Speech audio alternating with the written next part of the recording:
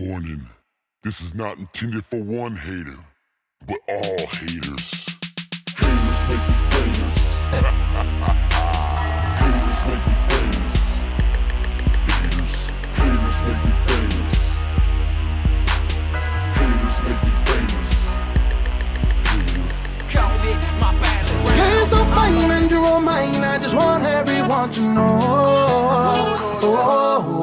I'll tell the world, yeah. I'll tell the world. I just want everyone to know. What's going on, everybody? Happy Saturday. Saturday, the 7th of August. Welcome, everybody. Cappers Nation Live, your all things sports betting show with a little barbershop flair. Okay, a lot of barbershop flair. The barbershop of sports betting. What is going on, everybody? Greg Engel. Jesus. Peter. KD. Ross Pitts enjoying that vacation.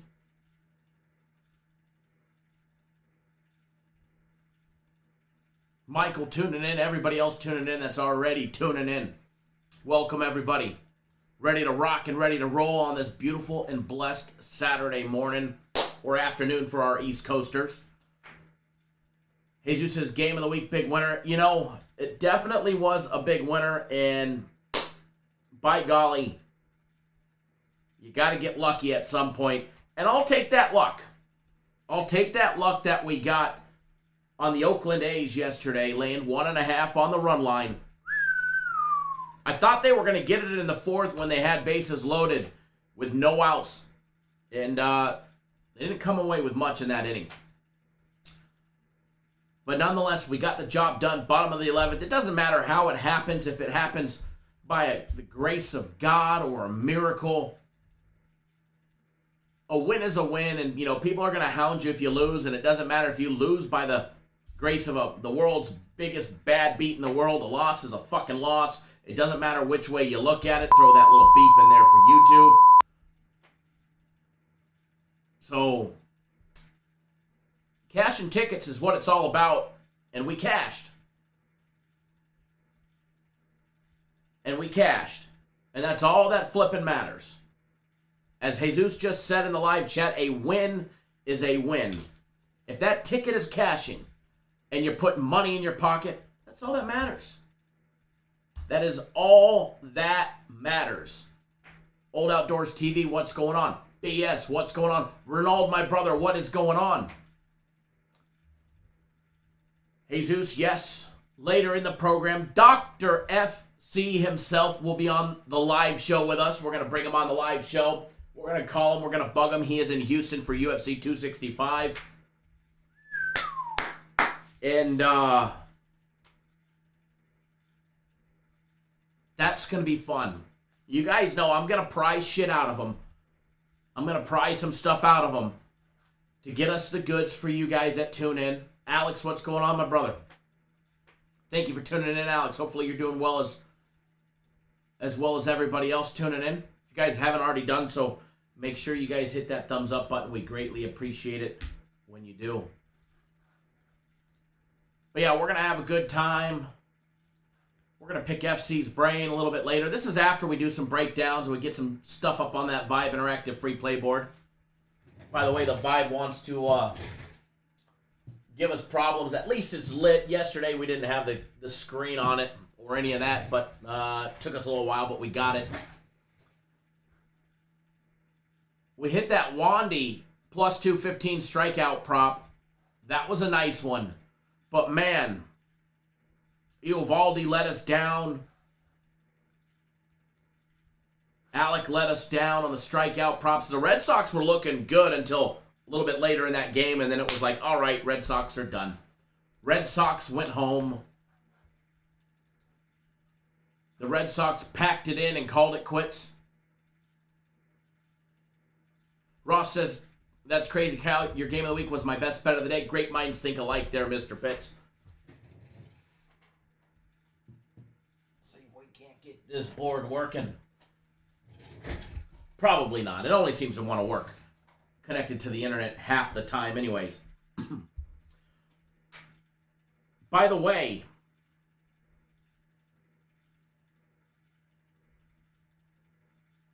By the way, and we'll talk about the UFC a little bit later and all of that stuff, all right? We'll talk about the UFC later. But guaranteed Saturday is going to be a banger. It is going to be a monster one. And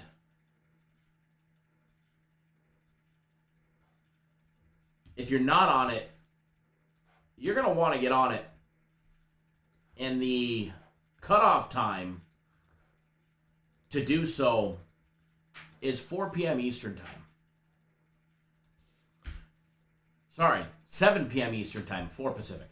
Get my times all screwed up. But yes, it's going to be a good show. FC will be on the program with us in a little bit. He can tune in and watch this one, but he's not a member of the live, or of the members exclusive, so he never gets to watch us poke fun at him.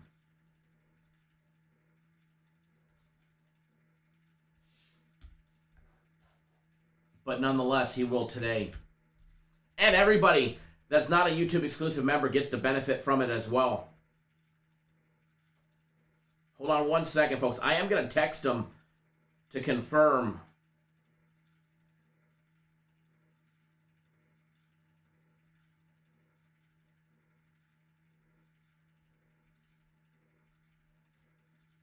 All right, I just texted him to confirm, but he should be coming on live with us. And once I know a little bit more about the time and all of that good stuff, I will let everybody know what time to plan for him today. But we are going to get something for free out of him. We're going to get it up on the board as well. All right, he will be on live with us. He just confirmed with me. He will be on live.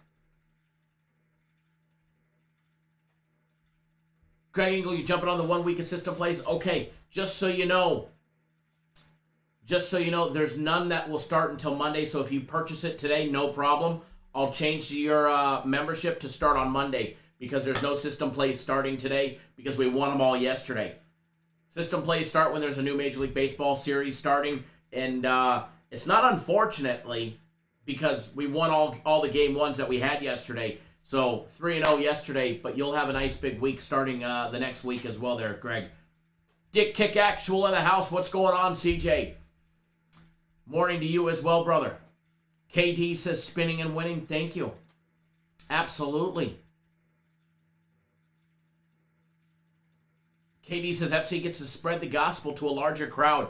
You know, this has been years in the making to get, I mean, it took an act of God, Congress, and a flying pig to get FC on a members-only live show. It literally did. It literally did. It was extremely difficult to get him on just a members-only live show.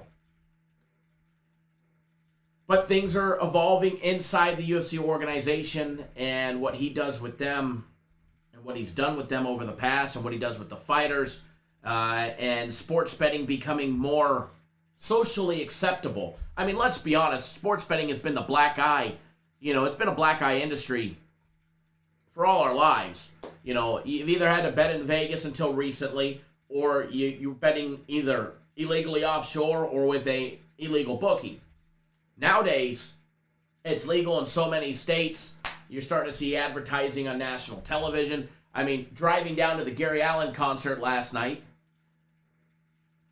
finally starting to see the BetMGM, the king of sports books, is coming soon signs, letting everybody know sports betting is going to be legal in Arizona to be wagering through a legal sports book by the start of the NFL season.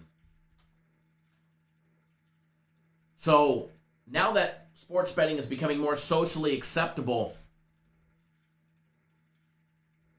not only the fighters, but their agents, their team, people inside the UFC are allowing FC to do a lot more publicly. So before it was on the members only live, where only our YouTube exclusive members, and let me tell you, we've had some moles in there. He's only been airing it there. He's only been coming on live there for a while now, on occasion. and I finally twisted his arm. I mean, it was... You thought it took an act of God, an act of Congress, and a flying pig to get him on the members-only live show. If you only knew what I had to do to get him on this one. No. Keep all those thoughts clean, guys. Might have just cost me a chunk of change to get his ugly mug to come call in. I needed to do him a FaceTime, have him do a FaceTime. That way we can put his ugly mug up on the screen. You guys can see how ugly this guy is.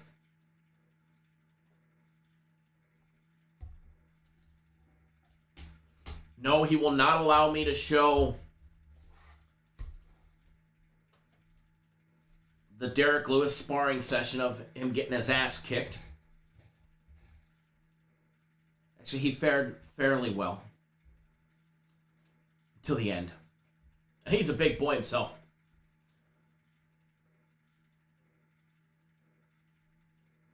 But I'm sure we'll have some UFC stories. We'll have story time with FC. That's what maybe we'll name it. I'm gonna have him on as a regular segment. Maybe we're gonna do story time with FC. I've actually been trying to get him to do his own damn show, but nervous Nelly and all of that. So as long as his segments go good here and no major blowback in the industry that he's in, then maybe I could twist his arm to doing a live show. Get some of the fighters to come on with him as well. Henry, what's going on, sir? Good morning. How you do, brother? I do fantastic. I got to tell you, I had an amazing time last night. Thank you to Levi from Gary Allen. He's one of the band members, and Gary Allen had us out, me and my wife out yesterday to watch the show and have a great time. Thank you for everything. As well, CJ, great meeting you as well. If you guys aren't a Gary Allen fan, you guys should be. Him and his band, they absolutely rock out. Amazing. We've been to, I don't know how many of his concerts every time he comes to town here or in Vegas. So it's always a great time. So yeah, my voice is a little raspy this morning. I actually wasn't sure I was going to have a voice because, singing and screaming and having a great time last night. So I wasn't too sure if I was going to have a voice for the live show, but hey, we'll deal with what I've got. Alex says he's also on the Angels team total over 2.5 and the Diamondbacks team total over 2.5 today. Angels getting the job done yesterday against the Dodgers. How about that one? We talked about that. Yesterday. Frozen screen. All right, Katie, we'll get that one fixed. That's not a bad. That's kind of more of a flattering of the frozen photos that we've ever had on the live show. Because let me tell you, we've had some awful frozen ones on the live show.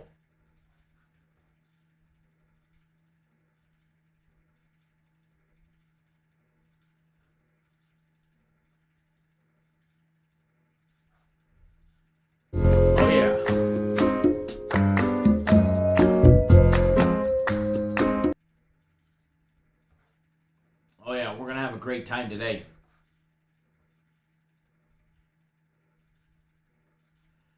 Ronald says next time they're going to put you in as a backup singer. I don't know about that one. Although I was rocking out. Last night. Drinking a few cold ones. Mrs. was having a great time as well, rocking out.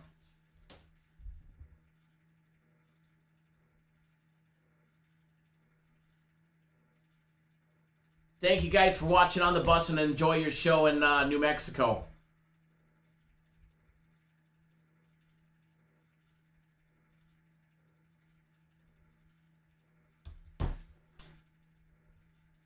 We've got some watchers on the bus. I love it.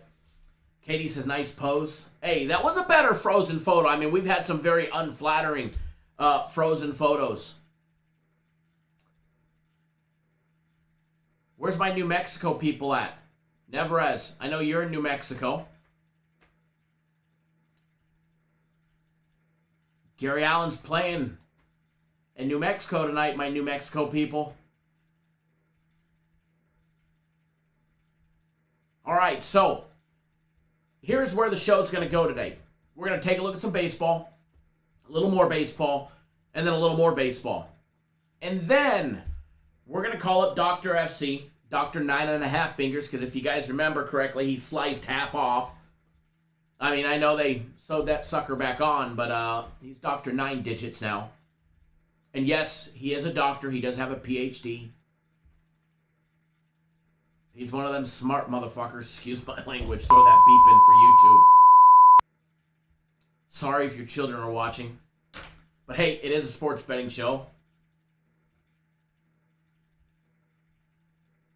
Ronald says, with a little alcohol in the system and loud music, we all sound just like the song. Hey, I thought I sounded fantastic last night, although Gary definitely sounded a hell of a lot better than I did. I don't know about the people that were directly around me if they appreciated me rocking out, but hell, they were all my new friends.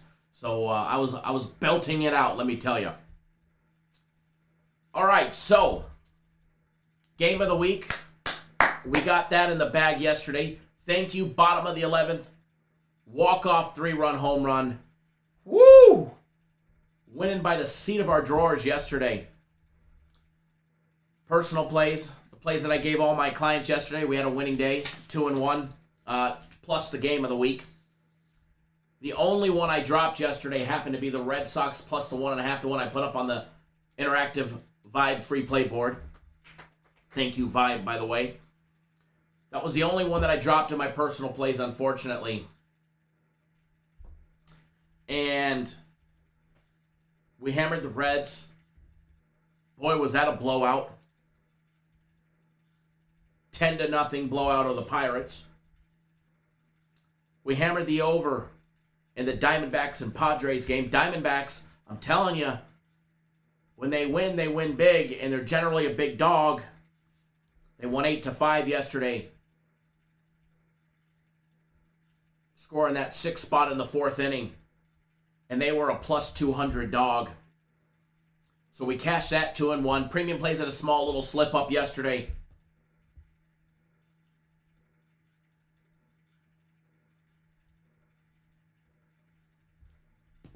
Little 1-2 day yesterday. 1 on the Yankees. We got that one. We dropped the under in the White Sox and the Cubs game, and it was 4-4 going into the bottom of the 9th. And like I said, anytime the game is going to go to extra innings now, the total, it could be a 1-1 game with a total of 10.5, and it goes to this new extra innings that we get again this year with a runner starting on second automatically. The last one to record an out starts on second. All bets are off the table if the damn game goes to extra innings. They ended up scoring six runs total in the 10th inning. The White Sox scored 4, and the Cubs scored 2. Which I'll take the White Sox win because we had it as a system play, but it sucks for the total. So we dropped that one. I would have much rather had the 1-1-1 with a push there, but hey, that's not what happened. So, the Tigers plus 1.5 yesterday let us down as a premium play, unfortunately. So 1-2 day there. System plays all game 1 winners yesterday. We recorded our 12th, 13th, and 14th straight system play winner yesterday. We had the Tampa Bay Rays minus $1.45, game 1 winner. The Phillies minus 109, game 1 winner. And we also had the White Sox by virtue of their 4-run 10th inning minus $1.60, game 1 winner. So that was up to our 14th straight win now. And before that, we had that 26 straight run. So what is that now? 40-1, 40 wins and a loss in the last 41 system plays. 54-2 in the last 56. So fantastic. All right, so what we're going to do today, we're going to duplicate the winning that we did yesterday, but we're going to spread the wealth all the way around. So live show yesterday sucked with the Red Sox plus the 1.5 was the only personal play I lost, and let me tell you, I'm pissed. I wanted that sweep. Ronald says, yo, bro, I'm sitting here picturing it and listening to you crack the hell up. Oh, man. I was having a good time. Every time we squeezed by our seat, some older lady was a little butt grabber. She'd grab my wife's ass, and then she'd grab my ass. It was a fun time, even with the butt grabbers.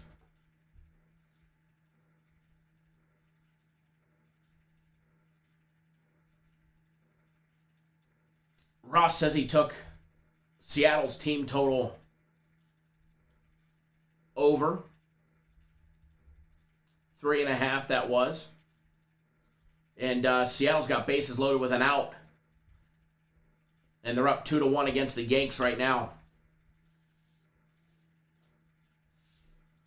All righty. So, and by the way, we did not take the Yankees today. We did not take the Yankees today. For a very good reason, that is. More than likely. All right, so let me pop up our live odds courtesy of our friends over at betonline.ag. Remember, if you need a book and a place to wager, no matter where you are in the world, make sure you guys check out our friends over at betonline.ag.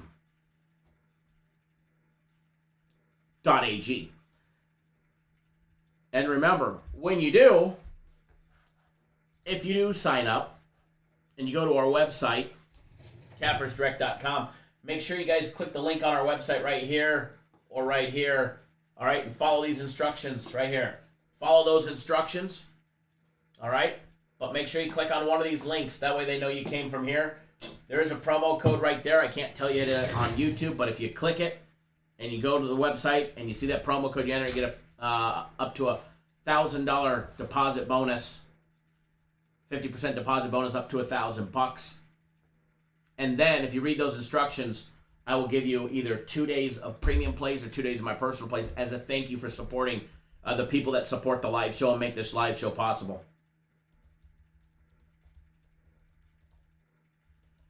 All right, log into our friends over at BetOnline. That way we can see the most accurate and updated live odds. We're going to start with the White Sox and the Cubs game. Rodon against Alzolay.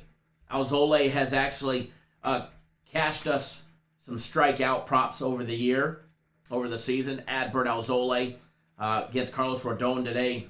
Should be a good game. White Sox laying $1.90 on the money line, plus 175 for the Chicago Cubs, who are plus 1.5 at plus 105. The White Sox laying 1.5 minus 125 with a total over and under 8.5. The over is plus money at plus 105. The under is gotta lay the juice minus $1.25 for the under here if you're gonna be rolling with the under. Now let's take a look. First of all, Carlos Rodon for the White Sox. We should get a solid outing out of him. However, theoretically, we should get solid outings out of him. However, he has not had a quality start since July 18th against the Astros, where he pitched 7 complete innings, gave up 1 hit, no runs, had that big double-digit 10 strikeouts and 0 walks. His last 2 games, mind you, against Kansas City on the 29th and Milwaukee on the 24th, he's been roughed up. He's made it no farther than 4 innings in both of those starts. His most recent one against the Royals, he went 4 innings. Gave up 4 runs on 8 hits, had 4 strikeouts, no walks, pitched a clean game there. But he gave up those 2 home runs, which have been a thing of the last 2 games. He's given up 4 home runs in 2 games. 2 games back, he faced Milwaukee on the 24th of July. He gave up 4 runs on 4 hits, 2 home runs. He had 5 strikeouts and 2 walks. 2 bad outings for Carlos Rodon. When does he snap out of it? Generally speaking, when he gets roughed up, he comes back and pitches a gem. Very rare do we see 2 back-to-back starts where he's getting beat. Is there an injury? Is there something we don't know about? I doubt it. Every pitcher's going to have his little off days. I definitely expect him to come back and battle back strong today and give the White Sox that solid 6 or 7 innings that they're used to getting out of Carlos. That's what I expect today. Now, Adbert Alzolay on the other side. Here's the wild card. He's 4-11 on the year. 4 of the 52 wins that the Cubs have been recorded to wins for Adbert. And by the way, the Cubs are just 2-8 in their last 10, losing 2 straight. But Adbert Alzolay usually gets roughed up in every game. He's going to give up that 5 to 7 hits. He always does. He's going to walk a batter or 2, possibly 3. He's walked 3 batters twice out of the last 3 games. That middle game, he actually walked nobody. But his last game against the Nationals, he did walk 3. He struck out 4. He made it 5 complete innings, gave up 4 runs on 7 hits, no home runs. But if you go back to that game against the Reds 2 games ago on the 27th of July, he got tagged for 3 home runs. Adbert Alzolay gave up 3 home runs. He had 4 strikeouts, no walks. Gave up 7 hits and 4 runs in 5 innings. Now he's given up 5 home runs in the last 3 games. In his last game, he gave up no home runs. And if you take a look at his last, let's see, 1, 2, 3, 4, 5, 6, 7, 8, 9 games. He's given up 2, 4, 6, 8, 9, 11, 12, 13, 14 long balls, 14 dingers in the last 9 games. And 2 of those 9 games, he didn't give up a home run. So the bigger question is for the White Sox, who's going to hit that long ball and where can we cash a big ticket? That's what I want to know. Which one's going to give us the home run today? Going to be Anderson? Vaughn? Cesar Hernandez going to get us one from the leadoff spot?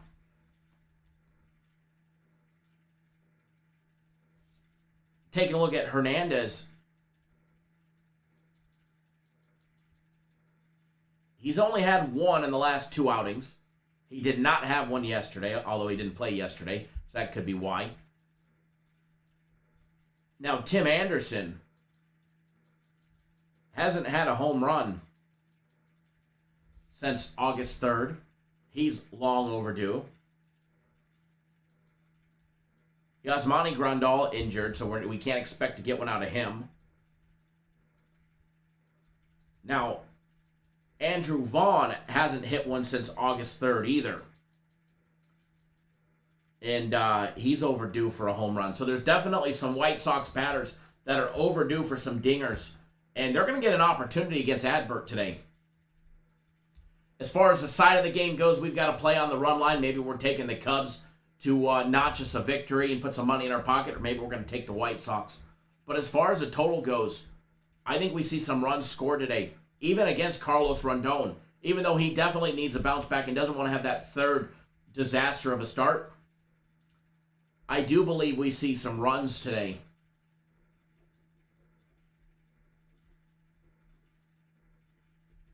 And the fact that we're getting plus money, I like even better.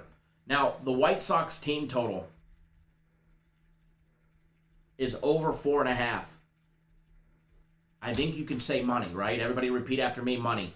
If you don't know what it looks like, well, just keep watching the show. We'll show you what it looks like.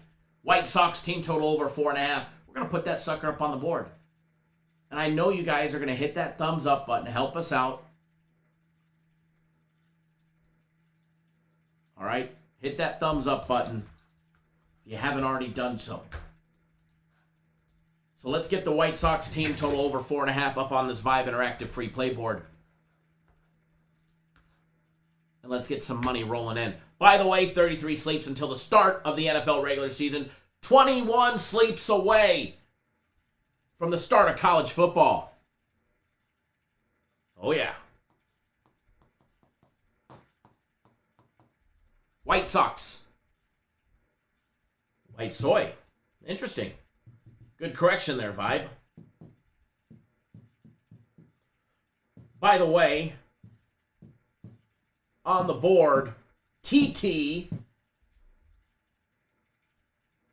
just means team total. All right? White Sox team total over 4.5. Minus 135 to get the job done today against Adbert Alzolay.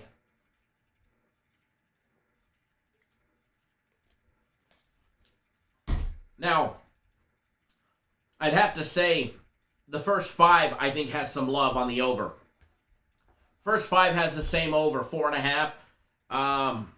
I think the White Sox will be live to pop that team total pretty quick and pretty early against Adbert Alzolay.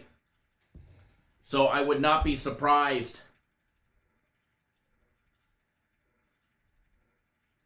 I would not be surprised to see that first 5 total over 4.5 also be live as well.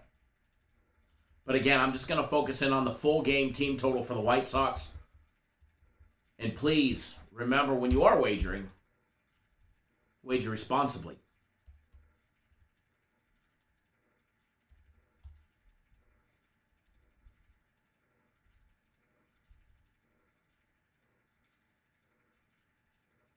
Give me 1 second, folks.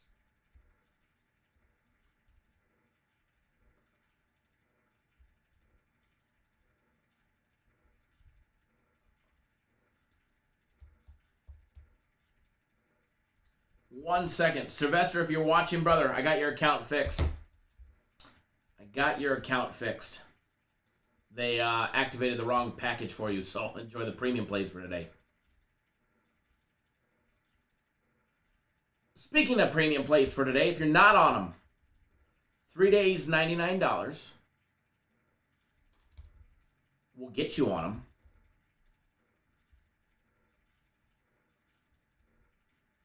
And you'll be ready to rock and roll. Or my personal plays. Ross Pitt says cashing. Damn straight, brother. Damn straight. Aaron, my brother, thanks for jumping. Make sure.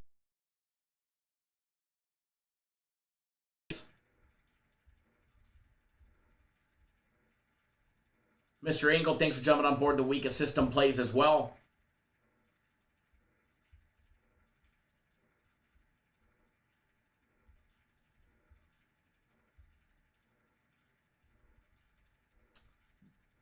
Mr. Lambert, thanks for jumping on board FC's 3x3 package. Mr. Crowder, thanks for jumping on board the combo package again. I will make sure that the plays go out to you. Antoine, my brother, thanks for jumping on board FC's UFC fight package. We'll talk about that a little bit later. Fabio from Portugal, where are you? I know you're tuning in. Thank you for jumping on board Guaranteed Saturday as well. Glad to have you tuning in all the way from Portugal. I seen your comment on the daily free play video as well. Thank you, brother. Alrighty, so moving along. By the way, congrats. I think it was Ross that said you bet the Seattle team total over. Congrats on your Seattle team total over cashing in the second inning. It's 4-1 Seattle. Congrats, brother. Love seeing people win money. Love to see people make money. Because I'm going to be honest, a lot of people, just the average recreational sports bettors, don't ever get to cash out, don't ever really win. And I love that we're able to change that for them and love seeing people win on their own as well. Absolutely love it. No reason why the book needs to win consistently. And if you are paying your book week after week after week after week, continuously, nonstop,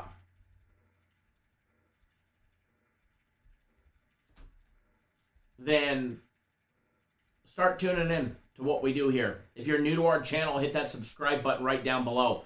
If you're new to our YouTube channel, hit that subscribe button. We greatly appreciate it. Tune in, you get daily free play videos, you get daily live shows. Members only live shows, members only videos if you're a YouTube exclusive member.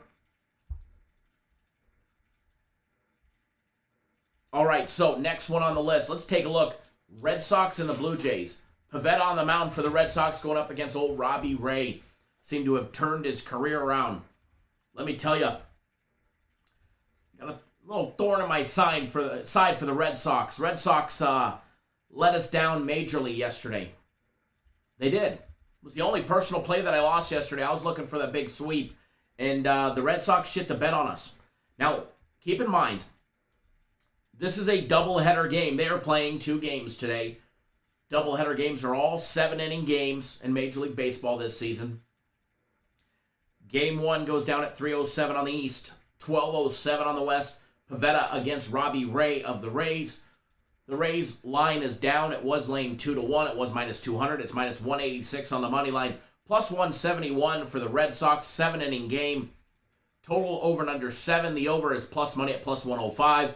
The under is minus 125 with Pivetta and Robbie Ray on the mound. Let's take a look at the home team first. Let's take a look at the Blue Jays as well as Robbie Ray and what to expect in this one. Hold on one second, folks.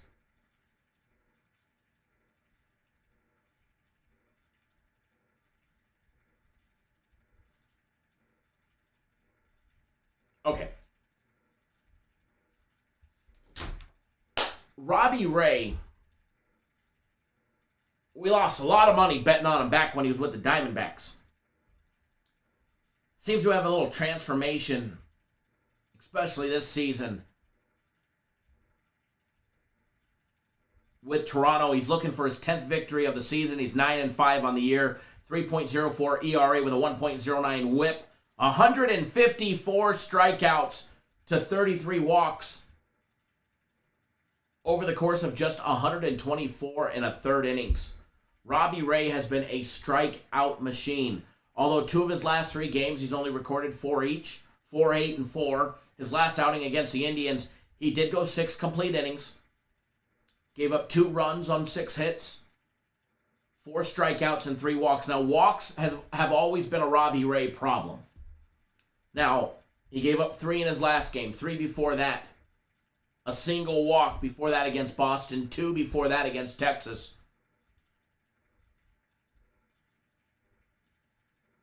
He'll give up a home run every now and then, usually 1. However, the Red Sox on the 21st tagged him 3 times when they roughed him up in 5 innings, got 4 runs off of him. Now, he's had some big strikeout games, 13, 10, 10, 11, 10, 9, 9. Lately, his strikeout totals have been very inconsistent since that game against Tampa Bay where he had 11 strikeouts and 1 walk. It went 8, 4, 8, and then most recently 4 strikeouts. Now, this being a 7-inning game, the Red Sox could be going up against a starting pitcher that they see for the entire game. Robbie Ray has the capability to go the entire distance today. And if his pitch count is low, we might just see that today. As far as Pivetta on the mound, Nick Pivetta, 8-5 on the season, looking for his 9th victory of the year. 4.57 ERA with a 1.32 whip. Again, a lot of strikeouts, 126 strikeouts to 49 walks over 112 and a third innings. Nick Pivetta is going to walk batters. He always does. He's walked batters in every single game with the exception of his May 14th start against the Angels where he struck out 7 and walked none. Other than that, he generally walks. I mean, he's walked at least 2 batters in every game but 2. The game against the Angels where he walked none, and his last outing against Tampa Bay on the 1st where he struck out 6, walked 1, and 4 2/3 of an inning. Gave up 3 runs on 3 hits. He generally walks multiple batters. He'll give the Blue Jays opportunities. It's just going to be a fact if the Blue Jays can move, advance the runners across the bases and get them around home plate. First 5 on this one, Blue Jays laying $1.90 plus 165 for the Red Sox. Over and under in the first 5, 4.5. Pavetta's going to give up runs. He's given up, 16 runs in the last 4 games. 3, 4, 4, and 5. Ross Pitt says JD Martinez is out on the COVID list, correct? And again, what to expect out of this one, I rode the Red Sox yesterday, and the Red Sox have been playing like a bag of ass lately. They're now 2-8 in their last 10, losing 2 straight. Going up against the Blue Jays that when they returned home, They have been absolutely red hot. Absolutely red hot. Winning 12-4 yesterday. 8-2 in their last 10. Winners of 4 straight. You know, I have no problem admitting when when I'm wrong. And I was fucking wrong yesterday. Throw that beep in there. I was definitely wrong yesterday on the Red Sox. So I do apologize for not only giving that one out, but giving it out to my personal play clients. And my book got lucky on us yesterday with that one. Chalked that one up. And won't make that same mistake in game 1 here. I do like the Blue Jays today. The problem is you're going to have to lay a little bit of juice. Now, laying 1.5 at plus 115 in a 7-inning game, I'm not a big fan of it. However, normally, at least if the home team was leading, you'd have until, the 8th inning. Because you may not see the 9th. Well, in this case, we may not see the 7th. So you have to cover 2 in the first 6. So for that aspect, I don't like 7-inning run lines. Now, I've bet them, we've played them, but I'm not a fan of them. All right? There's a reason why there's 9 innings in a game, and I'd rather have my money on a full 9 inning than anything else. But I do lean towards the Blue Jays minus 186. You'd have to lay a little bit of juice, but think of this as the UFC. When you're betting the UFC, a minus 186 is just a normal wager. When you're betting soccer, a minus 186 is just a normal wager. It's nothing big. So, minus 186, it was what I would take in game 1.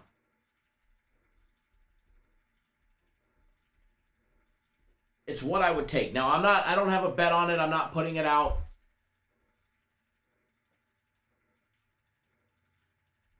Ronald says, does the over and under seem shady? Like they're begging you to take the over. They're definitely, I wouldn't say begging you. They're giving you some good plus money.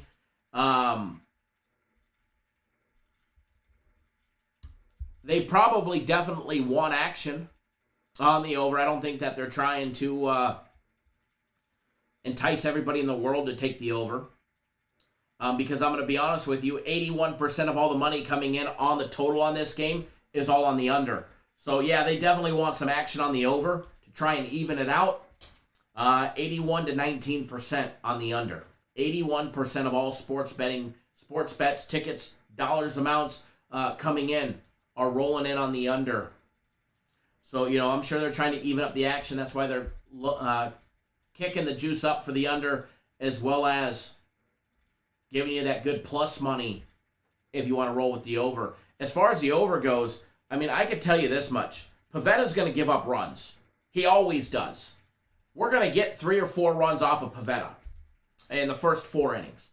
What happens after the 4th inning and inning 5 and 6 and maybe 7 if the game is not tied up? And think of this. It goes to extra innings and it's 2-2, 3-3. Chances are they're going to hit that over because so many games are going over in extra innings now because of the new extra inning rule. That's why I always say all bets are off. So I do lean towards the over in Game 7. Like I said, it's plus 105. If I had to do anything, I'd probably roll with the over. Probably roll with the over.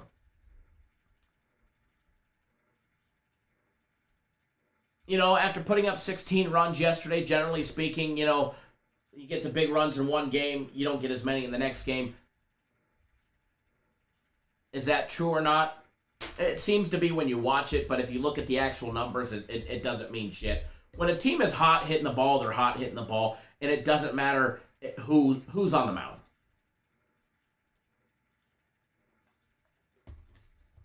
No different than when, if Pavetta was seeing the strike zone especially well and throwing that cutter. Amazing. No different in that aspect. And, the Blue Jays are going to be up against a pitcher that, keep in mind, they faced him twice last month, and they tagged him. The Blue Jays have 17 hits and 11 1/3 innings against Pavetta. They have 17 hits. and 11 and a third innings. They have 8 runs against them in the last 2 outings. And they've got 2 home runs as well. So either Pivetta comes in and tries to get some redemption, because even if you go farther back than that this year, on June 12th, the Blue Jays tagged Pivetta as well. He didn't make it very far. They've tagged him every time they faced him this year. And there's, 4 times they faced him already this year? The second time of the season, he only made it 5 innings, gave up 6 runs on 6 hits. And they gave up 4 home runs to him. On May 20th, he lasted 5 innings, gave up 5 runs on 7 hits. They've got 6 home runs in 4 games against Pivetta. So over 7 might just be a hidden gem. Might just be a hidden gem at the 12:07 mark, 3:07 Pacific time. Now, moving right along, because we do have to pick up the pace a little. All right, we do have to pick up the pace a little, so we're going to skip around a little. We're going to take a look at the Angels and the Dodgers game, because we do have to bring on FC, and we're running a little bit late. And I don't want to miss our opportunity to get FC on the phone. So we're going to skip around. We do have the White Sox team total over 4.5. So we got something there. Because I don't want to miss my window to get FC. And we're only going to have them for about 15 minutes. And I've got a lot to talk about with them.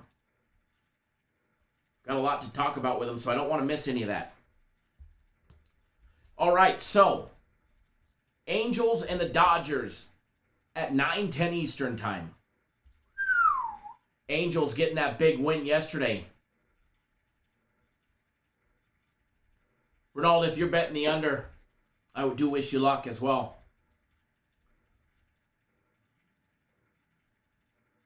Angels, Dodgers in the evening time. Dodgers laying 288, minus 288 for the LA Dodgers. I forget, I can't just say for LA because, the Angels got to be LA. For the Angels, guys, they're plus 256, plus 1.5 at plus 122 with Mario on the mound going up against Urias. Julio on the mound, 13-3 with his 3.40 ERA with a 1.03 whip. He's got 139 strikeouts, only 22 walks through 129 and 2/3 innings. Now, Jaime Barria for the Angels, 19 and 2/3 innings pitched so far. He does have that big 4.12 ERA with a 1.17 whip. 8 strikeouts, 8 walks, and he's 2-0 on the year. The Angels have found a way to win with him on the mound. And what to expect? His last outing went 6 and 2/3 innings. Gave up 4 hits, no runs, 3 strikeouts, and a walk. This is a tough one. Again, Angels 2 games above 500, 4th in the AL West, winners of 4 straight, 6-4 in their last 10. And then you've got the Dodgers, 20 games above 500, 2nd in the NL West, 5-5 in their last 10, coming off that extra inning 4-3 loss yesterday against in-town rival, the Angels. They are at home at Chavez Ravine. They do get Julio Urias on the mound, who's 13-3 on the year. You take a look at his last outing. He blanked the Diamondbacks in 5 innings. Gave up no runs, 4 hits, had 7 strikeouts and 0 walks. Hasn't walked a batter since July 21st, where he walked 1 San Francisco Giant. He struck out 17 batters in the last 3 games, 7 in his last outing. He's given up just 2 runs over 17 and 2/3 innings. He did give up a single home run to the Giants back on the 21st of July. The total on this one sitting at 8.5. The wild card to me will be the Dodgers bullpen and what they give up. Because Julio's going to go 5 innings, maybe 6 if he's pitching a gem. We've seen him go 7. He went 7 against Miami, where he gave up a single run on 5 hits back on the 8th of July. He went 7 innings a couple times in May. Other than that, we're going to get 5 to 6 innings out of him. Holy shit. Hold on. Stop the press. Stop the show. Is that the real Mike Butler? The real Mike Butler is alive. Glad to see you, brother. Thank you for tuning in. It's been a long time since we've seen you in the live show. Been a long time since we've chatted. I hope you're doing well. I believe it was during the beginning stages of COVID when all the lockdowns happened was the last time I chatted with you. I hope you're doing well, brother. Everybody give Mike Butler a round of applause for tuning in. Doing fantastic, Mike. I hope you are as well. I hope you are as well. I hope you're doing good. Last time I chatted with you, you broke your arm in that car wreck. I hope you're okay. Hope all the recovery went well. But back to the Dodger game. What to expect out of this one, man? The total for me is a wild card. The Dodgers have been so inconsistent with their bats that it's hard to want to back them right now. They'll put 13 runs up against the Diamondbacks, and then a day later or 2 days later, they'll get blanked by the Astros. Then they'll put up 7 on the Astros, and then get stuck with 3.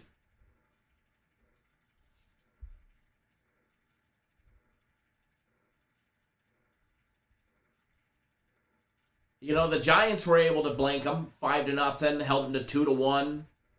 They did beat them 8-0. Their bats have just been very, very, very inconsistent. And it's hard to want to back the Dodgers. Mr. Butler says we still the best show. Yes, it is, God. It's good. Damn straight, Mike. That is for sure. You see me up on the new boat? Yeah, I got the new bass boat and the new surf boat. We've upgraded a few times.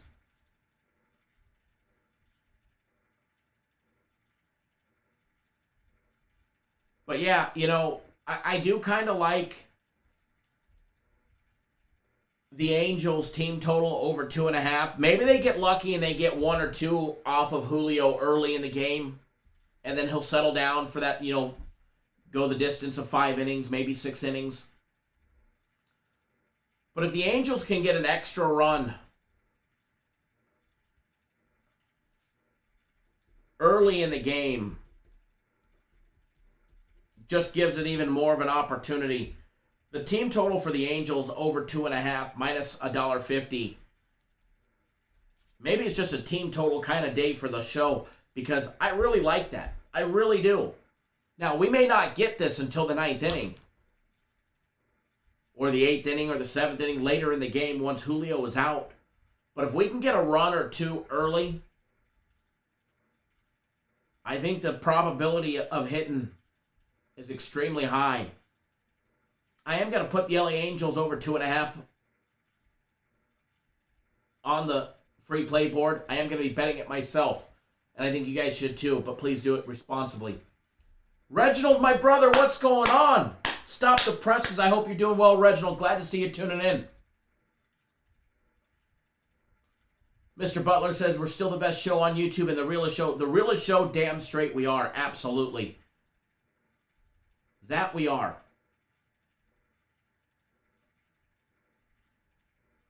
Mike says, miss this. We're going to have a good NFL college football. Kyle, can't wait. Damn straight we are, brother. Damn straight. Keith Davis says, everybody please hit that thumbs up button. We definitely appreciate it when you guys do. Please do. You guys are definitely lacking in the make me feel warm and fuzzy department. All right, so it's going up on the board. Because I know you guys are going to do me a solid and hit that thumbs up. And then we're going to talk to Dr. FC about the UFC.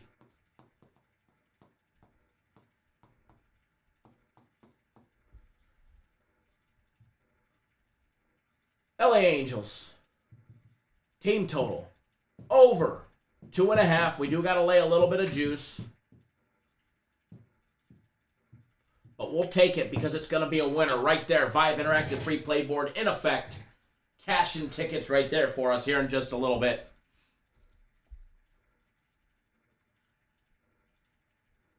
Let me text Dr. FC and see if he's ready.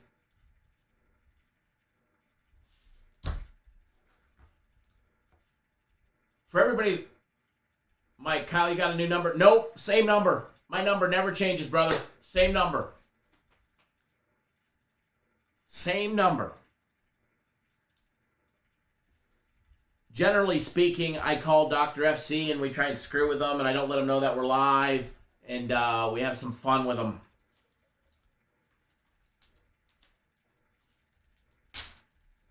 So let's see if we can get old Dr. FC on the house. Got to connect this phone to the Bluetooth.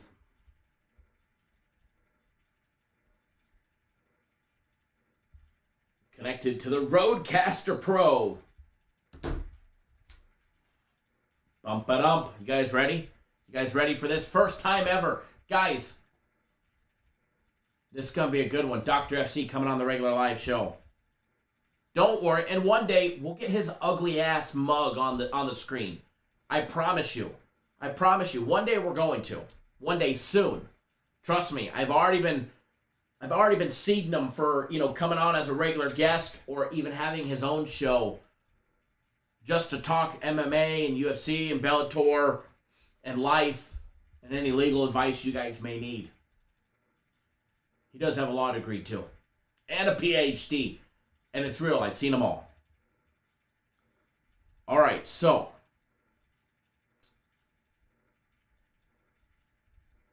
without further ado, let's call Dr. Nine Fingers.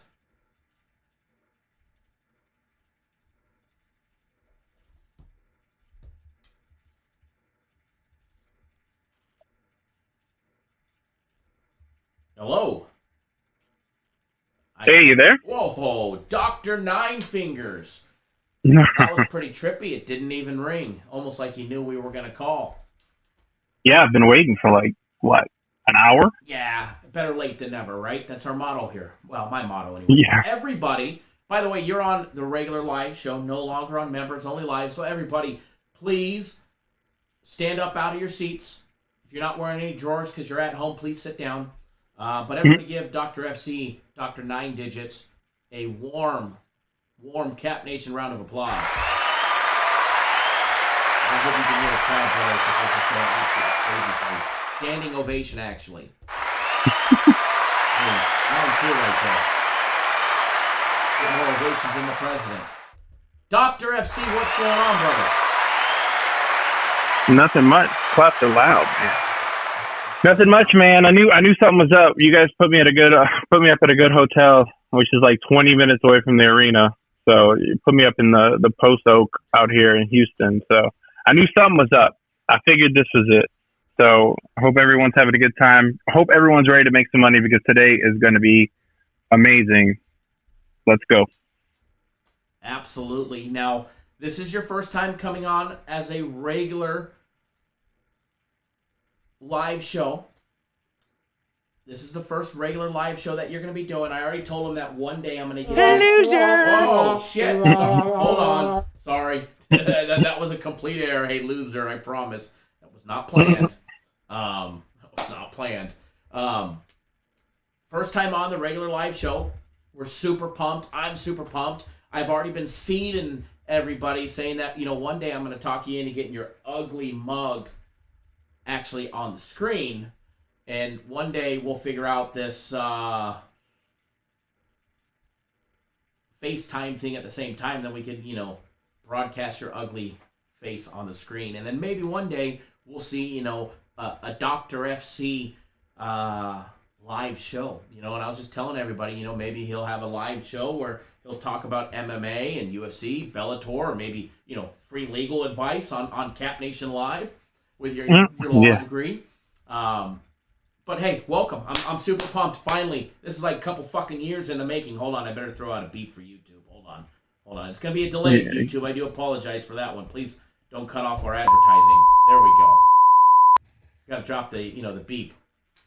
Yeah, I would keep your Mike, finger on it because you and I get together. Mr. There's a lot of Butler beeps. tuning in. I did get it. Sorry, FC. All right, so we have UFC 265 today. I know it's story time with FC. Now, for everybody that doesn't know, Dr. FC got his ass kicked once by the man fighting for the interim heavyweight belt. Now, here's what I want to know, and I know you probably didn't expect this question. Why is there an interim championship fight tonight? Well, I can't say exactly why, but let's just say that the fighters that are fighting, the UFC wanted to put together the winner of this fight to go on and face a champion in a big affair. So let's just go with that. There's a lot of things behind the scenes you guys don't know about that I can't necessarily say. That's one thing with doing a show. Before, it was I could just put everything in write-ups. And write-ups, I'd put in there, this guy has a bad leg injury. I would actually detail the leg injury, almost like a medical report. And I got to talk to Dana, and I got to talk to the UFC, and they're like, you know what? Fuck it. Betting is betting is becoming betting is becoming something that's more regular. UFC's embraced it. They have a whole thing with DraftKings, and so they're like, you know what? If it's not going to hurt and the fighters are still going to talk to you, why not? So I have to sort of, and you can sort of see the last few weeks, the write-ups have been tailored necessarily to say like, oh, this person is walking around with a limp instead of this person has ruptured his Achilles. You know what I mean?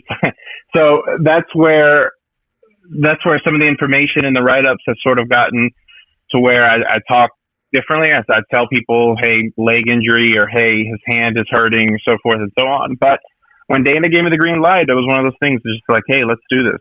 Let's now go live. Let's now talk to the people. Because I see you catching all the praise from all the wins. I see Kyle's cashing $10,000 Saturday night tickets from betting the UFC, and I see other clients send me, thank you for the stimulus this week.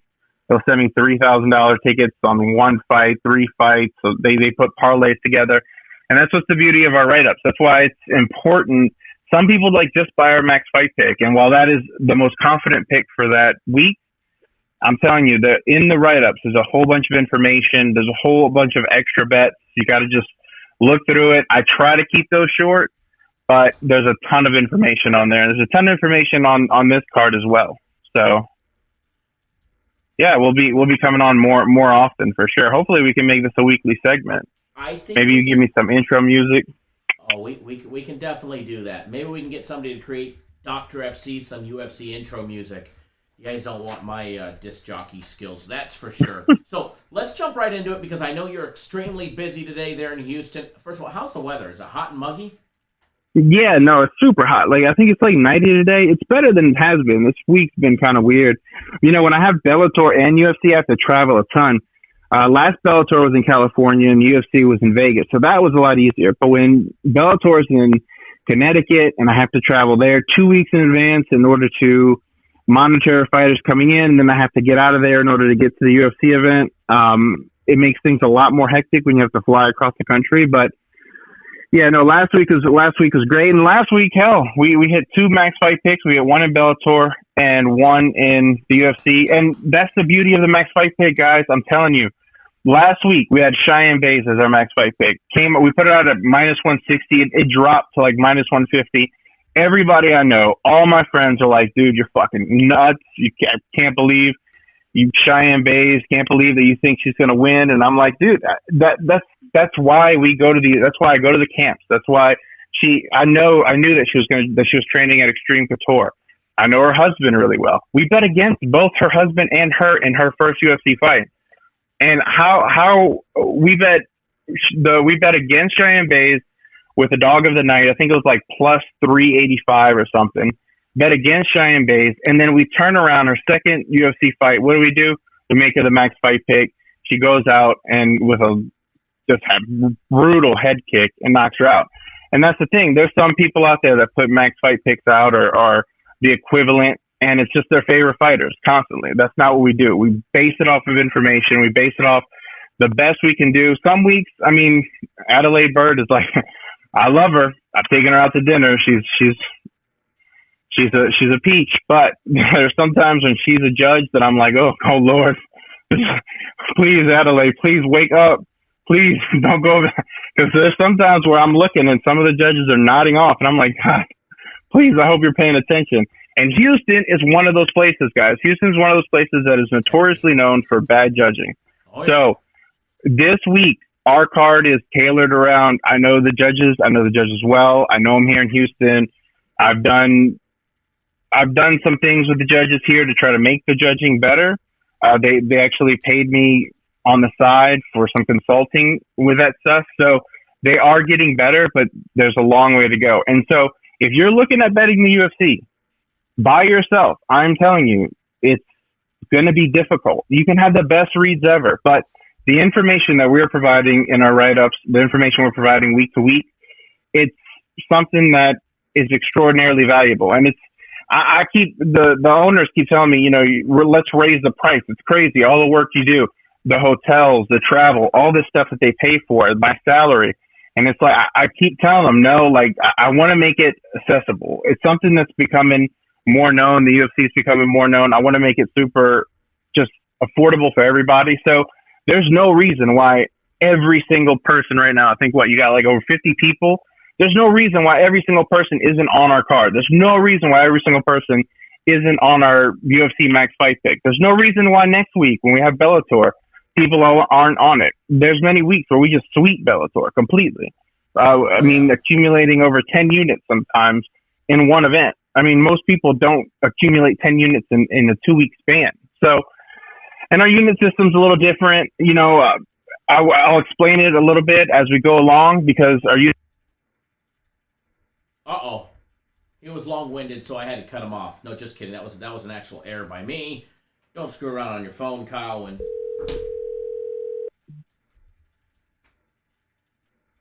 Damn, you hanging up on me already, huh? I thought you got cold feet and you're out of here. Talked for No. What I was saying was, didn't even give the guys a reach around or a play before you left. Jesus. Nah, if it was up to me, I'd give them a lot. But what I was saying was our unit system's a little bit different. It's a confidence-based system.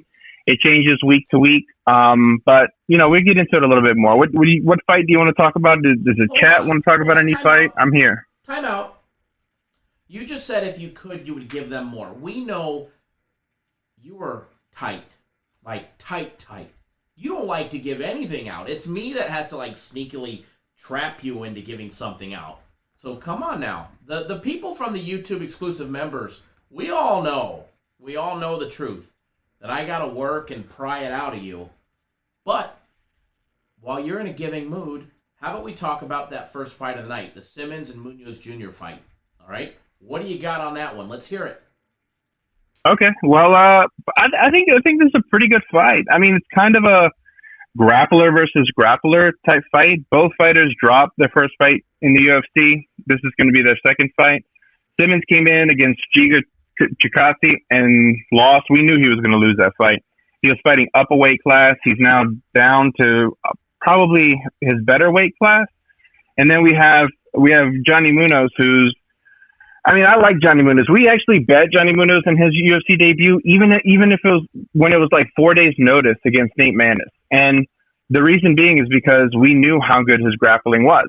In that fight, he ended up taking Nate Maness down. He beat him up. He ended up getting a point deduction for kicking Nate Maness in the nuts. And while the judges didn't give it to him, I think, and most of the MMA media, when you go to MMA decisions, thought he still won that fight. I mean, even having dropped that 1 point, and coming off of 4 days notice. So I'm actually really high on Johnny Munoz. What a lot of people don't know about him is he's won BJJ championships in each belt that he had in Brazilian Jiu-Jitsu, except for the black belt, because when he got higher up, he just doesn't do a lot of competitions anymore. But we knew that coming into the Nate Maness fight. We knew Nate Maness was way bigger. He was fighting up a weight class too. Now both guys are fighting in their appropriate weight class. We're looking at Johnny Munoz, who's I think he's 10-1. I don't have my stats right in front of me, but he's I favor him to win this fight, and I actually think he actually gets the guy. I think he gets Simmons out of there. I like Simmons. I think he's got a great overhand right. He's been working on overhand right to shooting, but both of them being wrestling based. I'm sitting. I sat probably like 2 feet away from him when they were doing their stare down. Munoz is bigger.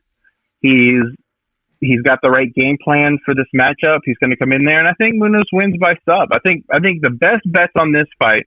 I think first of all, I think Munoz is a parlay piece. I think he's a pretty good parlay piece. The price on him straight up is too high. I don't like that price. There's just no value there. I think Munoz inside the distance. I think Munoz by submission, and I think the under 2.5. Those are all great looks in this fight. Now, and I think he comes out here and submits them. The under, first of all, Munoz Jr. by submission is plus 175, everybody, and that's one thing that he absolutely loves. Now, the under 2.5 rounds is minus $1.55, but for 15 cents more, you could actually take does the fight goes to the distance? No, at minus 170. If you had to choose, would you lay the extra 15 cents just for that extra half a round, possibly late in the third round? Now, the statistics show that you shouldn't. The statistics show that if you're going to take the doesn't go to a decision, that you should automatically take the under 2.5. But the problem is, I go to every one of these events. I've seen people with 3 seconds left land a knockout shot. I've seen people with 3 seconds left submit a guy. I've seen some of the craziest things. I've seen arm breaks, leg breaks right in front of my eyes because I have a front row seat every single time. You guys will see me. You guys have all seen me. If you're watching, you'll see me there. I'm a big dude. I'm tall. I'm as big as Derek Lewis. Actually, probably the same size as Derek Lewis. So you all see me there. I've cornered fighters before in the UFC. I've cornered fighters in Bellator. So I've seen so many things go on that I'm actually okay with betting things like fight doesn't go to a decision. The only issue with that is some books won't have that option. And if that's the case, then I always advise people to go with the under 2.5. But yeah, I like that this fight doesn't go to a decision because the problem with Simmons is he's dropping down and he's never been a really great cardio guy. So even if Munoz can't get him out of there round 1, round 2, I think round 3, Simmons is going to be gassed out. It's going to be an issue. And I think Simmons' only path to victory here is maybe hitting Munoz with a big overhand right and maybe rocking him, hoping that he rocks him. I mean, Munoz I've seen him maybe wobble once on the regional scene. I'm trying to think back. But he's a pretty good guy. And Simmons is more of a wrestler. That overhand right may be his only shot. So, I mean, that's why I like that under bet, and I actually do like the fight doesn't go the distance. That's why sometimes I'll bet that more than not. But if your book doesn't have it, I would look for the next best thing, which is usually either the alternative round or the under 2.5. I appreciate it. I know everybody appreciates you dropping your knowledge. Now, the next one that we should talk about, let's skip down just a little bit. Where is that other one that I had? Hopefully, I'm throwing you a curveball talking about this one. But let's talk about that Bobby Green fight. Okay.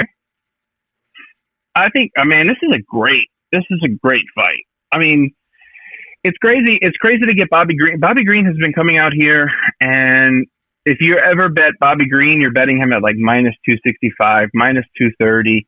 This is the first time where you're going to see Bobby Green in a very long time be a big underdog. Plus 250. Yeah, exactly. So this is the first time you're seeing that. But the reason being is because Rafael Fiziev is the real deal. I mean, he's legit. He's a great striker. The only thing about Fiziev is the fact that he used to train out at Tiger Muay Thai in Thailand, and Tiger Muay Thai is just going through a weird transition phase right now. He used to be a coach out there, so he's trained people of the likes of Peter Yan, who was the champ before Aljamain Sterling took a little bit of that knee to the head. And so the guy's legit. The guy has great stand up. He has great takedown defense, and in this fight, there's a reason why he's favored as heavily as he was. Now, when he first came out, he was like minus 150, minus 180 around there. Man, I would have jumped all over that. This would have been on the card as a bet, but the people, the sharps have come out. People have come out and bet him so far up that he's now like -3 something. And if you're looking for a parlay piece, I just gave you one with Munoz. I think Munoz and Fiziev is a great parlay. And I think I know I bet it earlier on the week, and it was like at -114, something like that, -110, -115 in that ballpark. But the thing that I like about Fiziev is he's a kickboxer. Muay Thai, traditionally, he's going to be using his long kicks in order to keep Bobby Green on the outside. The only thing that scared me about this fight is it is in Houston, and Bobby Green.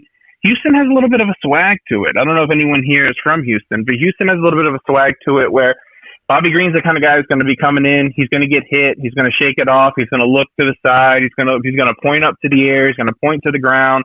He's going to look away and try to throw a right hand. He tries to do all these little tactics that, kind of like Nate Diaz. And so sometimes they like that flair. I personally think that Fiziev is going to go to the body. He's going to be kicking. He's going to be punching. I actually like a lot of people are thinking this goes over. A lot of people thinking that this goes to a decision. I actually like Fiziev to land on Bobby and rock him. Bobby's been rocked a few times in the past.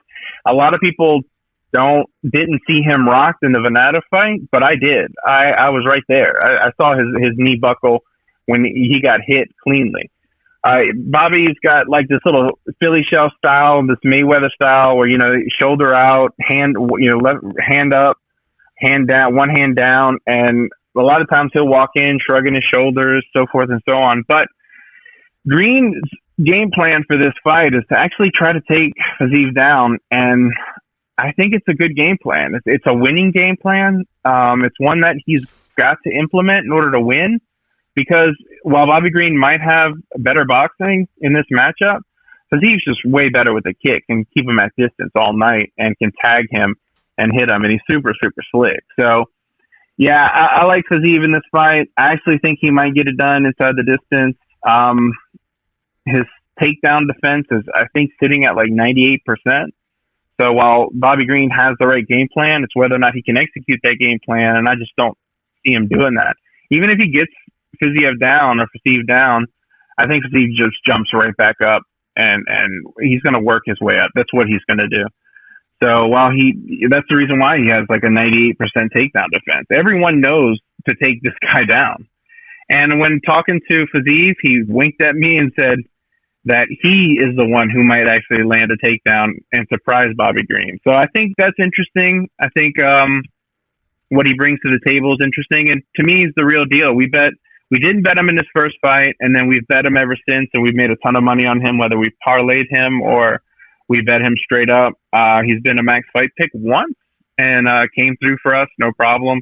It was an easy win. He knocked the guy out. It was Moicano. He just knocked him out in the first round or something. It was crazy. It was a nasty knockout. Now, what's going on with his training camp for this fight? Well, okay, so he's training out. When I was actually surprised, I went to go visit another fighter for another fight that already happened, and he was out there with Henry Hooft, and I was like, Fiziev, and he said, "Hey, brother." he was really nice. He's a really nice guy, and he's learning English really well. And so he's out in Florida now, training with Henry Hooft. Again, Tiger Muay Thai's kind of broken up, and somebody's now taken over. More of a wrestling-based guy's taken over. And so, yeah, it's a little bit of a weird camp, but I think it's going to look. I think he's going to look good. I think he's going to come out here and show what he can do. It's a good match for him. He's a stand-up guy. Putting Henry Hooft in his corner and learning Henry Hoost's system is only going to help him. And he's got people like Gilbert Burns that he's rolling with, and he's got other great wrestlers in there that are working on his takedown defense. So I kind of questioned the camp jump at first, but after seeing him in the gym and stuff, I like it. But I was a little weirded out by the camp situation. When a fighter goes to new camp, they're not necessarily embraced. And like if you go to American top team, for instance, in Florida, you're going in there, there's a bunch of Brazilians, and they're all speaking Portuguese. And a fighter who's coming in fresh, a lot of times they feel kind of left out. And some of these Brazilian fighters, you know, they say porra all the time, and that's the equivalent of like bitch. And, you know, they're like, they hear that, they see them laughing and giggling. Some fighters can get super insecure about that, which causes them to take a step back, not necessarily train all the way, not necessarily put their all into it. And then there's killers at these camps, and sometimes they don't go all out. Sometimes they don't train with the best guys right off the bat. They have to build the relationships with all these guys. Like, you know, Fiziev had to build a relationship with Michael Chandler in order to work with Michael Chandler. And so, you know, those jumps, sometimes they don't necessarily translate with the first fight, but the second and third, a lot of times the fighter will come out and look crazy improved with camp changes after the second fight. So that's what's got me a little bit weirded out about this fight. But I think putting together this parlay, I think it's a really decent parlay with Munoz and Fiziev. Well, there you have it on that one, guys. Even gave you guys squeezed a parlay out of them. Strategic planning by me on which fights we're going to talk about. Now, the one that I want to talk about, the one I want to hear you talk about, where did it go? Let's talk about that Osborne fight. Comes in plus 166. Geez, you're trying to give away the farm, huh? See, this is what you do. Trying. You've rubbed off on me a little bit, but yeah. And yeah, this is all in the write-ups. And you guys, I'm telling you, buy this card. I mean, if you guys can get on the long-term deal, sometimes cards are weird, you know, because we'll have the perfect fighter, perfect game plan. He comes out, slips on a banana peel, and a right hand just brushes him the right way, puts out the lights. It sucks. But I'm telling you, long term, we win. We win on underdogs. We don't care if it's an underdog or non-underdog. I'm telling you guys, buy this card, make some money, buy a package in which you're set in for 3 months and set it and forget it. And every week come back, read the write-up and get it. So, but in this one right here, we have Ode Osborne, who's coming down in weight, against Manel Kopp. And Manel Kopp is a person who was on the rising scene over there in Asia, just deading fools, killing people. The issue with Manel Kopp, we bet against him his first fight big time. I think we had a max fight pick against him. And the reason being is because I talked to him and he's like, man, you know, he used to fight in Asia with wrestling shoes on. He's got this weird problem with his feet and sweating and slipping in the octagon. I knew he was fucked. I knew he was screwed the first time he came over. He was slipping everywhere. I don't know what's up with his feet. And that first fight, it showed. Pantoja came out as an underdog and put it on Manel Kopp. There's a couple places where he could have won that fight, but he just was so hesitant. The UFC jitters came onto him, even a veteran like that. In the second fight, we bet with him very, very small. And I think he won that fight. Most media members, I think everybody in the media put it for Manel Kopp. And the judges just screwed us in that one. Manel Kopp dropped him, had more shots, actually took him down. He was more patient, and that's one thing he's now learned, that he can't be patient. Ode Osborne's coming in, and he's a very, very powerful guy. He's susceptible to different chokes and different submissions, and sometimes he's susceptible to he overcommits a little bit, and it allows openings. In this fight, I'm telling you, man, Manel Kopp, he came in 3 pounds over. All right, that's one thing of note. I actually think that's why the line on him actually went down from he was like a minus 230 or something at one point. Now he's actually at a bettable way right now. I think he's like minus 180 because of that weight miss. But statistically, if you guys look, weight misses in the UFC tend to favor the person who missed weight. And that's another thing. In this fight, my favorite play is that this fight doesn't go to distance. We put it out at plus 115.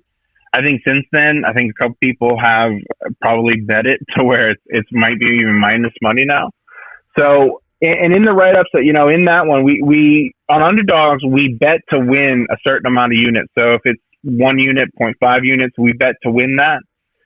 And we bet that, we bet the whole 0.5 units for whatever the plus money is. If it becomes minus money, we bet to win that. So if it's minus money, we bet to win 0.5 units or 1 unit. And that's how we consistently keep it.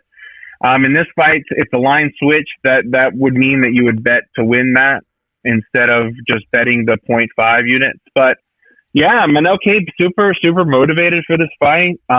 He, in his first 2 fights, a little bit low volume.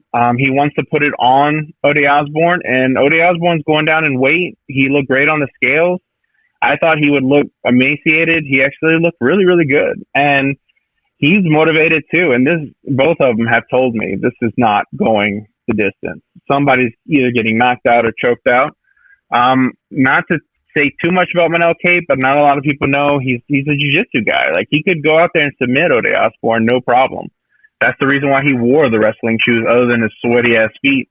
But that's the reason why he wore the wrestling shoes in Ryzen, because he liked to get that extra grip. He liked to be able to take people down. He liked to be able to submit them, and all that stuff helped him. So in this fight, I think Manel Cape wins, and I think this fight is one of the ones that just doesn't go to a decision. At the time, doesn't go to decision was plus 115. The under, like 2.5 or something, was like plus 120. So that extra little bit didn't matter to me. Sometimes, and Ode Osborne, him dropping down in the weight, he's never been a cardio machine, so he could come out here and gas, and it could be in that third round where he's just done. He's just up against the fence, and Manel Cape can just tee off on him and then get him out of there. And sometimes what's crazy is it goes all on the referee as well. You know, I'm not only capping the judges, I'm not only fighting the judges, I'm getting the game plans from each fighter. I'm assessing the game plan. I'm looking at their eyes to see, like, are they hungry? Are they into this? I'm watching them during their weight cut to see if they're having a bad weight cut. Not only do I have to go through all that, but I have to also take into account the referee, because Herb Dean sometimes turns Russian. He's like, I'm not stopping this fight unless you murder him. You know, and it's like, what? So sometimes in the second round, a fighter will be putting it on a guy, and Herb Dean's just looking. It's like, yeah, I'm just going to let it go. And so in the third, it doesn't happen until the third round. So you never know with some of these things. So this one right here, we just went, fight does not go the distance. I think Manel Cape wins. And I think Ode Osborne has a path to victory, and that's the reason why we didn't just pick Cape as like the just straight up bet. Ode Osborne's big. He has power. He's got submissions, and he's looking to win this fight. He's very, very motivated. Him on the scale showed me that. And so, yeah, I think this is a really good fight. I was kind of surprised. I thought Ode Osborne would be a little bit bigger. On paper, he is. He's sitting at like 5'7", and Cape is like a 5'5" kind of guy. And the reach is, I think he's got like a 72-inch reach, and Cape has like a 68, 69-inch reach. So a lot of those intangibles are on the Ode Osborne side, and his game plan is set to do really well. But like I said, the best bet on this fight is that the fight just doesn't go to a decision. Somebody gets out of there in 3 rounds. Well, we definitely. By the way, I see your ass in the chat. Long-winded my ass. You asked the questions. I'm here to answer. I forgot. Members only. Yeah, I see your ass now. See our comments in the chat. Yeah, you know hiding now. Hey, you know what I have though? It's like the Oscars. Hold on. Start talking. What else? Okay. You got? Yeah.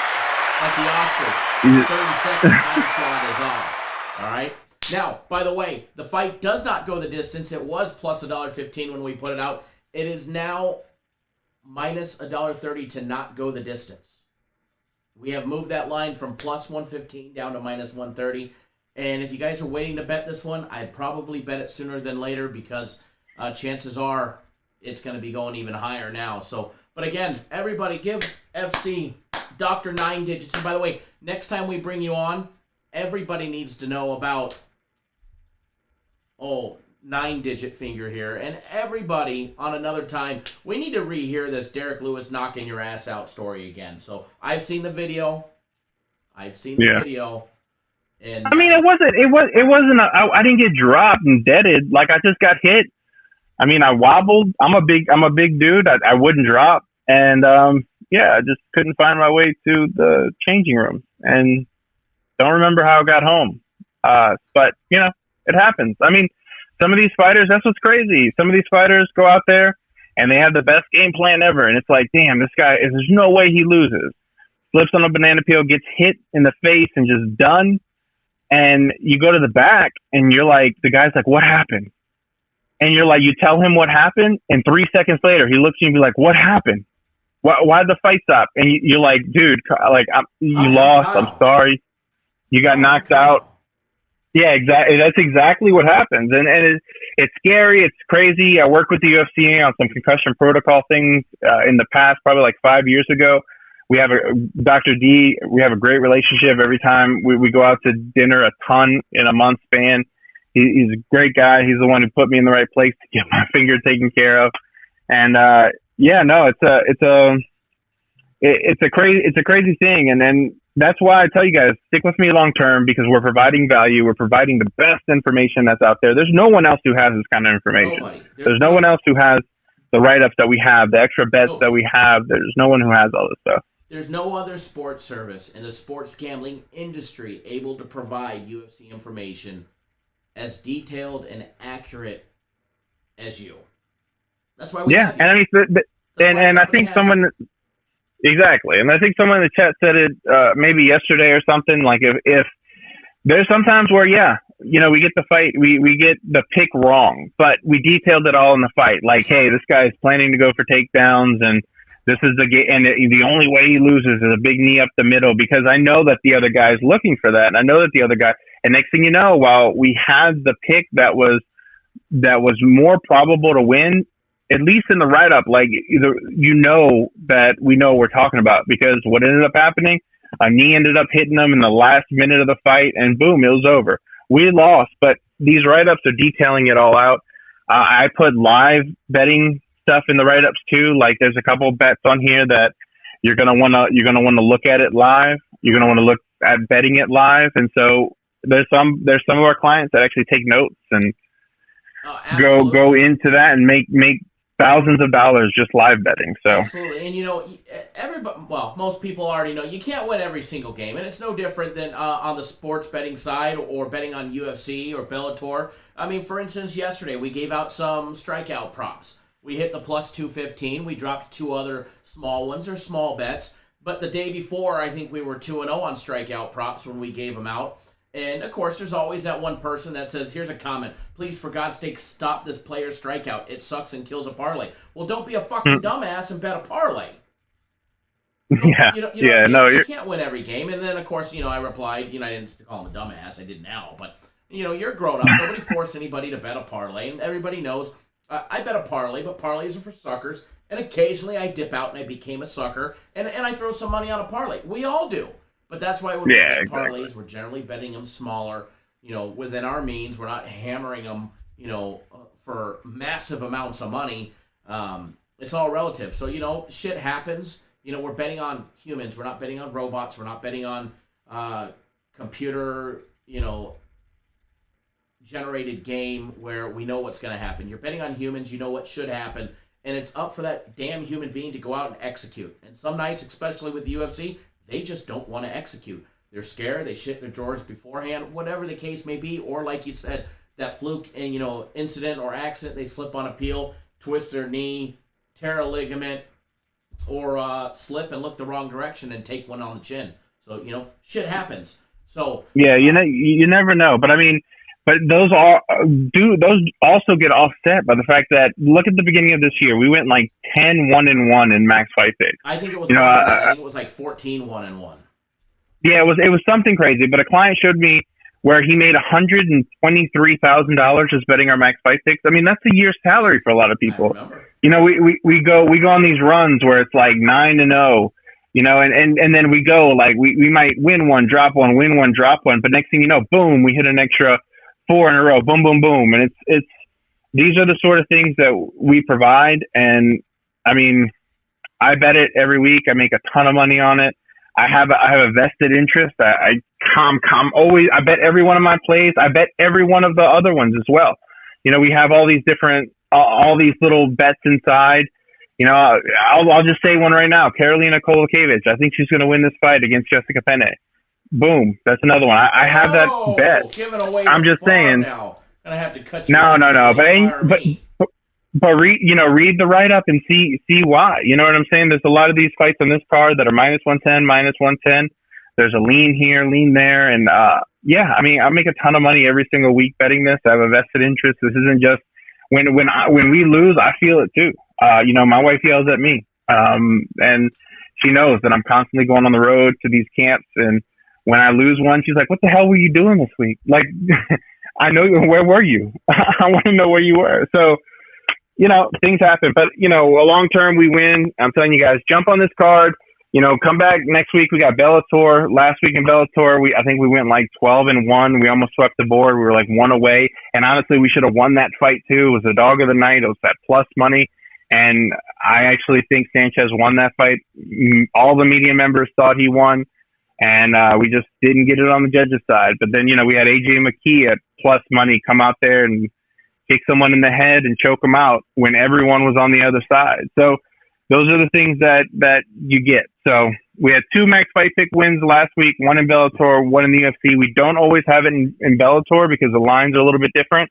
And while I have a great relationship with Rich Chow and Scott Coker, and sometimes I can't get to both places in a week. Sometimes I can't be in 2 places. And so if I'm not there and if I'm not seeing everything right in front of my eyes, I'm not going to put it out there. We don't just put bets out there to put bets out there. We don't just stack a card to stack a card and force people to buy it. I make my money other ways. I'm just doing this for you guys. And I love to do it. I love seeing the love that comes in, the tickets that come in. People, you changed my life. You know, I've always been a losing sports bettor, and ever since I signed on, I got a year package, and you've literally changed my life. Look at this new car. Look at this new boat. I'm able to buy this house for me and my family, and that's just that motivates me. So I'm sure he wants me to go. So, but if anyone has any questions, you can always hit Kyle up. You can always let me know what's up, and I'm always here, and now I can be here more often. Now that Dana gave me the green light, the UFC doesn't care that I do this. So more and more, you know, we're gonna gauge whether or not how the fighter feedback is on this. You know, how popular this gets and how much things get out there. If I start feeling a little pushback from fighters, if I start seeing information flow less, then, you know, maybe we'll cut it back a little bit. But if it still goes, we're gonna progress forward, and we'll do things like, you know, we'll get me on there. We'll do a weekly live show where I'm heading it up, and we'll get this bum out of here so we can have some real fun. Wow.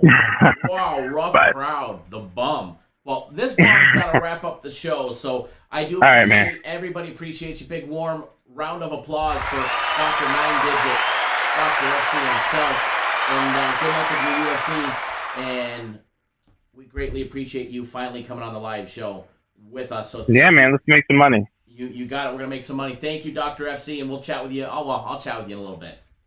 All right, brother. Take it easy. Thank you. There you have it, guys. Dr. FC in the house. Don't forget to get on board his UFC. He will be on. I will make sure that he's on consistently.